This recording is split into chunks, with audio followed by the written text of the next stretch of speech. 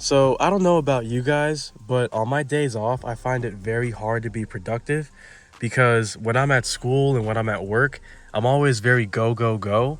But on my days off, I really just want to chill out and do nothing. But I have the entire day off today, so I figured I would use it to film this video. And I briefly wanted to talk about the only downside I see to the LTG platform, and it's this transmission. So I can speak from the perspective of an automatic owner and a manual owner because I had a 2017 8-speed automatic and I now have a 2019 6-speed manual. So the only issues that I found with the automatic transmission was the infamous GM engine shutter. In fourth and fifth gear, sometimes even sixth gear, the car would just uncontrollably shake, and I thought that really ruined the driving experience for me because it just was very uncomfortable to drive a car that I felt was always braking whenever I got inside of it. So I sold that car and I got this one. And now that I have a 6-speed manual, I thought, a lot of my issues would be fixed. There would be no engine shutter, but it's not like there's an issue with the transmission. It's just the transmission is very weak.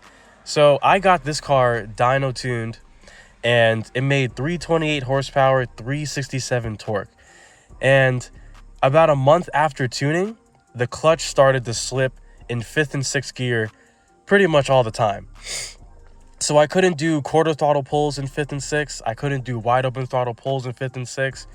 And I was kind of limited to only driving in first through fourth gear. So I pretty much was driving half the car for about a year. And 2 weeks ago, I got the stage 2 clutch and flywheel installed in this car, and the clutch has only slipped 3 times since that install. The installer, he said that I have to wait about 1,000 miles to break the clutch in, and then there should be no slipping. Oh wow, it's a Tahoe. Sounds pretty good, surprisingly. But anyway, he said that there was a 1,000-mile braking period for this clutch and flywheel. I was like, okay, fine. So I still can't do wide open throttle pulls in fifth and sixth until another 1,000 miles. So since I've got the clutch installed, I've put about 700 miles on this car, and it drives so much better. I feel like I'm driving a new car, but the fact that the clutch still slips sometimes is pretty alarming. And frankly, the clutch and flywheel and installation total was about $1,500. And for $1,500, I'm still experiencing the same issue that I've been having for the past year.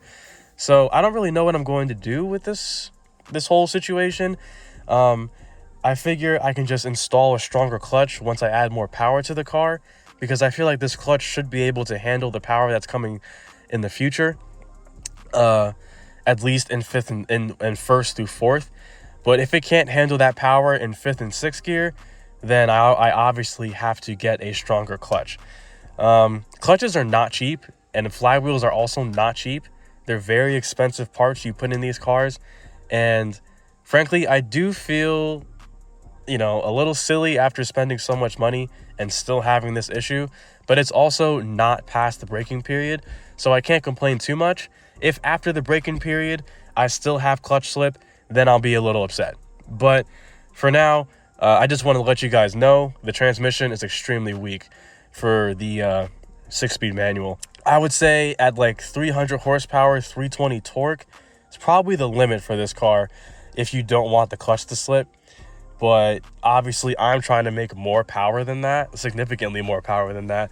So I'm going to need a stronger clutch. It's not really a bad thing. It's just something to be aware of when you're trying to make more power, is that the stock components of this car are going to break down when you introduce aftermarket components to the car. So that's pretty much it. I just want to let you guys know, because that's the only issue that I really see with this car.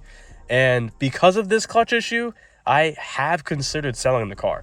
I don't know what I would sell the car for, and I'm also probably not going to sell the car, but it's just really disheartening that I have to deal with this for a year or a year and a half or whatever. So that's pretty much it. If I can get it out the freaking box.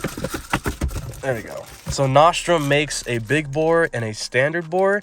I don't think I'm going to go on ethanol like E30, E40, E85. I'm probably going to stay on pump gas, and I'm going to do a mixture of meth too. So I thought the standard bore would be all I would really need. So I got this fairly recently. It's been sitting in my house for about a week now. I just haven't really filmed it, but I did get the standard bore fuel pump from Nostrum. So all I need now are the injectors, and I'm probably going to need a more substantial meth kit, but I'll talk about that later because I do have a meth kit from AEM, but I don't know if it's the right one for this car, so we'll see.